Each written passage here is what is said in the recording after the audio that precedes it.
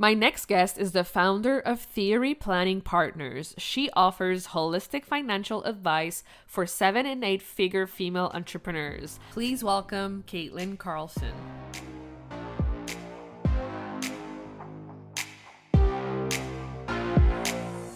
Welcome to the Powerful Female Leaders Podcast. I'm your host, Anna Patricia Bourgeois, certified business coach.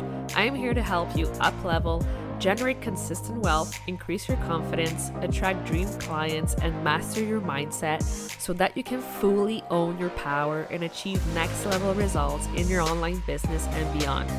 Every week, a powerful conversation will take place with amazing guests, or I'll share from my experience to help inspire you to start and scale the business of your dreams while being powerfully you. The time has come to stop playing small, stop hiding, and stop waiting. Now is the perfect time for you to passionately pursue your heart's desire as the powerful leader you were born to be. Are you ready? Let's do this. Hello, everyone, and welcome to another episode of the Powerful Female Leaders Podcast. I am here today with Kaitlyn. Hey, girl. Woohoo! So happy to be here, and thanks for having me. Yeah, I'm so excited you're here. I cannot wait to dive deeper. Who is Kaitlyn? How did she get started? I know you do amazing things for women, so take us on a journey with you. Oh, wow. When you pose it like that, it's such an existential question. But I guess we can start with where I'm from. So I'm originally from the Boston, Massachusetts area, northeastern part of the United States. And I grew up in this area. I was an ice hockey player. So shout out to all the Canadians listening, if there are any. And yeah, I mean, I kind of grew up with this mentality that I could do anything that the boys could do. And that has carried me throughout my life. So I ended up playing hockey in high school and college and always saw myself going into finance. But once I got into college, I became really fascinated by psychology and learning more about, why we make the decisions that we do. And I was very intrigued by social psychology more than any of sort of like the abnormal stuff. But my grandfather was in finance and my dad was in finance. And my grandfather bought me my first share of Disney when I was 8 years old. Wow. And that kind of planted a seed in my head because I was, when I was 8, I was so disappointed that I didn't get something tangible. But my grandfather explained to me that over a long period of time, that one share was going to turn into many and how that was going to make money for me. And I remember as a kid thinking, well, if I'm not working, then how am I making money? And so he explained to me how the stock market worked. And so that put a seed in my head of interest about going into finance. And so, yeah, so once I graduated college, I did end up going right into the financial world. I started in asset management, which is like a sleeve of the finance industry. And so I worked at Putnam Investments, which is a mutual fund company. And so Putnam sold their mutual funds through financial advisors.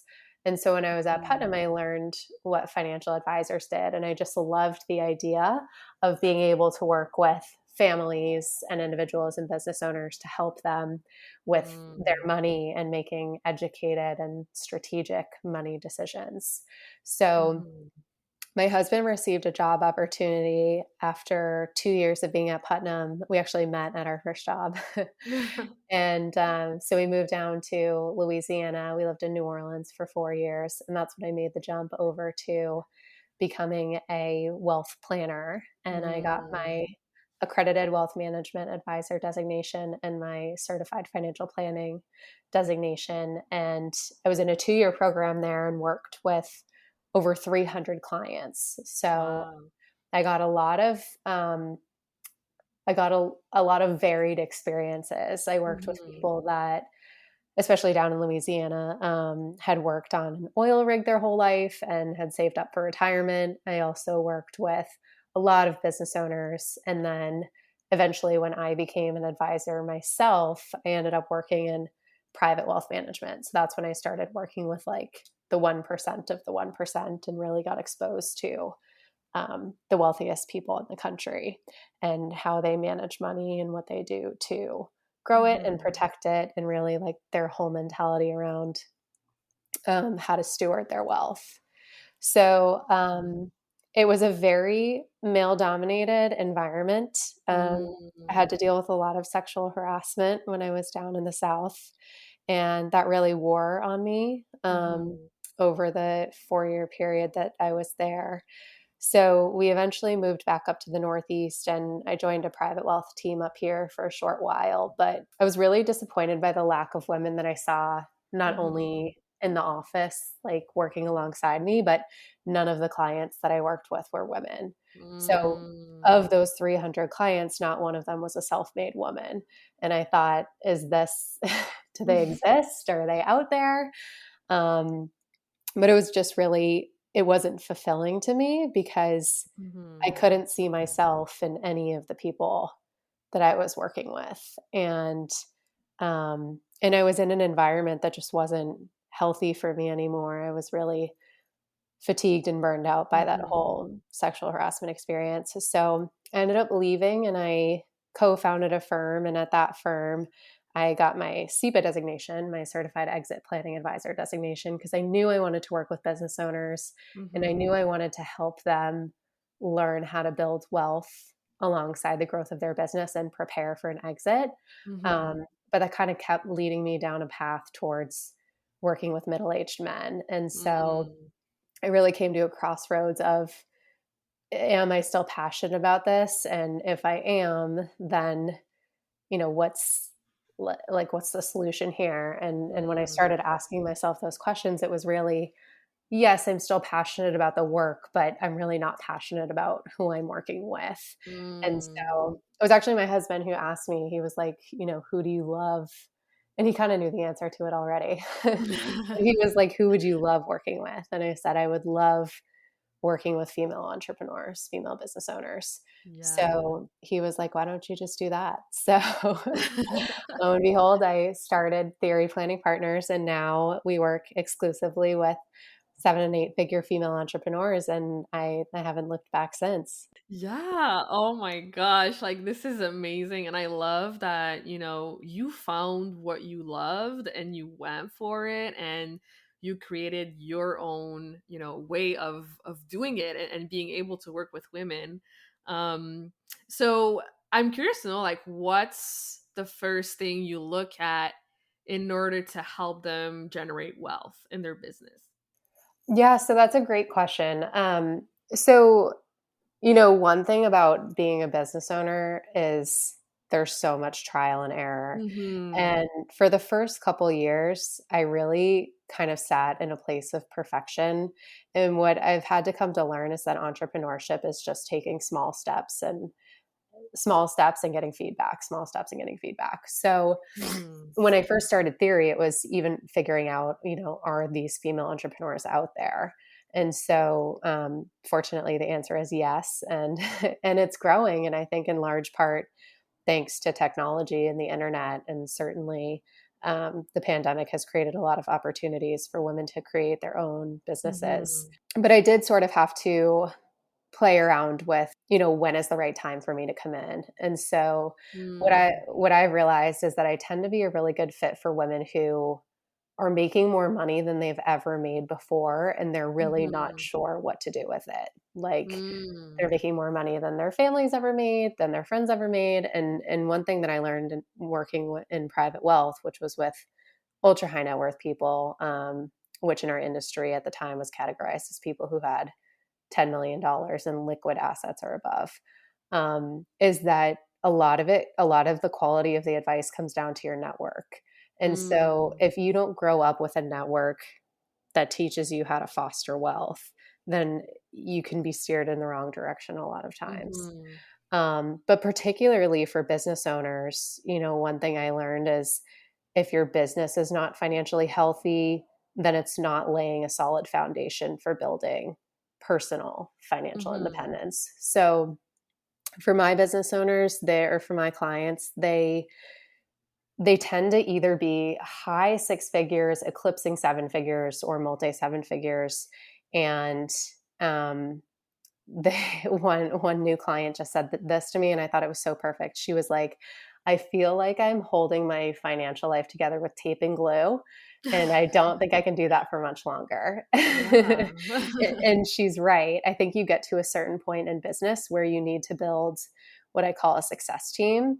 And so two of the most vital people to that are first a good CPA. So a CPA that can act as a strategist, but also a CFO of some sort. So whether Mm-hmm. it's an outsourced CFO or someone you bring in house, but I've really found most of my clients derive so much value from an outsourced CFO. And the Mm-hmm. thing that's great about that from my standpoint is I start to collaborate with those people because they're coming at it. The CFO is coming at it from optimizing the health of the business. And I'm Mm-hmm. the one kind of looking at like the 30,000 foot view. And when I look at the 30,000 foot view, and I'm looking at your net worth as a business Mm-hmm. owner, your business is a line item on your net worth statement, but it and there's many other things in there too. So I'm looking at the entire picture, but it Mm-hmm. typically ends up being the largest line item. And so one thing Mm. that we do that's different is we take a very vested interest in making sure that you're optimizing the value of your business. And that means Mm. running a financially healthy business. So that's where it's really important to have strong financial guidance on the inside of Yeah. your business. And then my firm does so we coordinate with the CFO, but we also make sure that we're looking at the big picture outside of that as well. So Yeah. are there opportunities for you to be maximizing retirement accounts or saving into investment accounts? And of course there are other goals that you want to achieve, potentially like saving for a house or buying a boat, and then Mm-hmm. making sure that one, that we're investing, so we're starting to build some diversification away from the business, and some financial independence away from the business. And then also, as you're growing the successful company and your balance sheet or your net worth is getting bigger, that we're Mm-hmm. protecting it as we go, because that's another thing that Mm. often gets neglected. So we really try to optimize your entire financial life as a business owner by Mm-hmm. taking a holistic approach and also cohesively and effectively communicating amongst your entire financial team.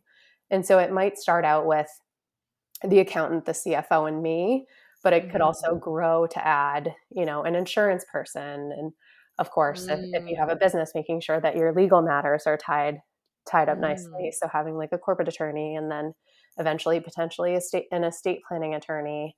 And then if you're looking to sell your business, bringing in a deal attorney and an investment banker. So Mm-hmm. I kind of play that quarterback role, and I'll say, Mm. okay, based on where you are right now, this is, you have a solid financial team. And then as we grow, we're going to need to add Mm-hmm. XYZ to that Yeah. team, if that makes sense. Yeah, yeah, that makes sense. Yeah, that was great. Thank you for sharing all of this. This was You're really, welcome. really insightful. Oh, good. I'm Um, glad. yeah, and I know that at every stage in business, there are more challenges. So, what would you say is like the biggest challenge when women come to that point in their business where they're making like multiple seven figures? Like, what's the biggest mindset challenge you see happening? Oh, the biggest mindset challenge. That's an interesting question. I mean, for so long as a small business owner, you wear all the hats. Yeah. And I think the biggest thing that my firm helps alleviate is people just don't know who to go to, when, and for what. So, Mm. because I've seen the path all the way through, like when I was working in my former career, we helped a lot of business owners exit their companies. So I've Mm-hmm. seen the path all the way through an exit, and I've seen things done well, and I've seen a lot of mistakes made too. Mm-hmm. So I think it's really just like you don't know what you don't know. Mm. So you're only as good as the advisors you're surrounded by. Mm. And um, I think it's kind of overwhelming to if you're a business owner, it's inevitable that you kind of get sucked into the day to day. And it's very rare that you have someone pull you out of that and take a step back to focus on more strategic conversations. Like, why are you building this business, and where do you want it to go? And what do you want the value of it to be? Like, those are just questions that don't get asked on a daily basis, because you're usually putting out fires. And so, I think, like you just mentioned before, it's kind of like new level, new devil. Yeah, exactly. And I think it's making sure that the team that you're surrounded by is competent in keeping up with those changes, or can at least forecast for you what's coming down the pike. And that becomes more and more important, and there's more and more at stake the more successful you become. So the earlier you can lay a solid foundation, the better. And some of it's just kind of a natural iterative process. Like, I've seen a lot of people outgrow their CPAs. They might have started with like a small town person that does all the tax returns in that person's town. And, that's not going to cut it anymore. They need someone who's more specialized, or someone who has deal experience. So I think the biggest thing is just, you don't know what you don't know. So it's trying to figure out, okay, who do I bring on? Who do I trust? And who do I take guidance from? It's probably there's a lot of letting go the more successful you become, which is kind of paradoxical in a way. Yeah. Totally. Oh my gosh. Yeah, for sure. So I ask this to everyone who comes on the show, and I'm curious to know your answer. What does being a powerful leader mean to you? So I once heard a quote that the greatest, I think it was like the number one feature in great leaders was self-awareness. And I definitely agree with that, because none of us are perfect, and we all have strengths and weaknesses. And I have started to develop my own self-awareness over actually, really, since I started my company. And I've learned more about myself. My mom was actually the one that introduced my family to the Enneagram. I don't know if you've ever taken that. Yeah. So what number are you? Do you know? Oh, I don't remember. It's been so long since I did it. Yeah. So so with the Enneagram, there are 9 types, and I'm a 3. And so 3s are in the Enneagram, it's all about your subconscious motivation. So it's not really something that you can control on a conscious level. But my subconscious motivation is success. And so 3s tend to have a fear of failure. They tend to be like very task list oriented, and there are subtypes within them as well. But it's funny, because it's more like when I started learning about the other types that I was like, wait, people think this way, and like they view the world this way, and there are people that are motivated by this. Like, it's just really such a powerful tool, and can tell you so much about how other people think and are motivated and are wired. And it's really given me a tremendous amount of patience and understanding when I learn about someone else's number, because I might otherwise be like insulted or take something personally, and then when I realize someone's a 5, then I realize, oh, they're more of a critical thinker, or they're not as extroverted. So I think raising self-awareness has been a huge thing for me personally, and I tend to agree that the greatest leaders have a high level of self-awareness. And I think because of that, they're able to, again, it goes back to the team building. They're able to build great teams around them, because, you don't want a bunch of 3s in the accounting department. You might want like a more detail-oriented person, or, I think people can be like misplaced. And especially if you have employees, understanding what they're motivated by, all that stuff really plays into creating a good culture. And having a strong culture and a healthy healthy employee retention is huge for, I have a couple clients that want to build their businesses to sell them. And I tell them all the time, company culture is one of the biggest drivers of value. Amazing. Yeah, we can even go down the path of like human design and astrology and all the things. So I love human design. Yeah. And that was another thing that was really interesting. So I am a 3, right? And so 3s Yeah. are like very success driven. However, I'm also a projector. Really? Yes. And so when I initially started my business, I kind of had a lot of self-loathing because, projectors aren't wired to work 12-hour days. Yeah. Projectors are meant to work like 3 to 4-hour days and then go on a walk or take the dog out or something. So that's also been really interesting because learning my human design has helped me balance my energy more, and figure out, I think do you know what your human design is? I'm a manifesting generator. Oh, I love it. Okay. Yeah. So I looked at my son like 2 weeks after he was born and he's a manifesting generator as well. Yay. Nanny gens are cool because you kind of get like the best of both worlds. Yeah, exactly. Which is awesome. Like you can have an idea and then you can take action on it. Just really.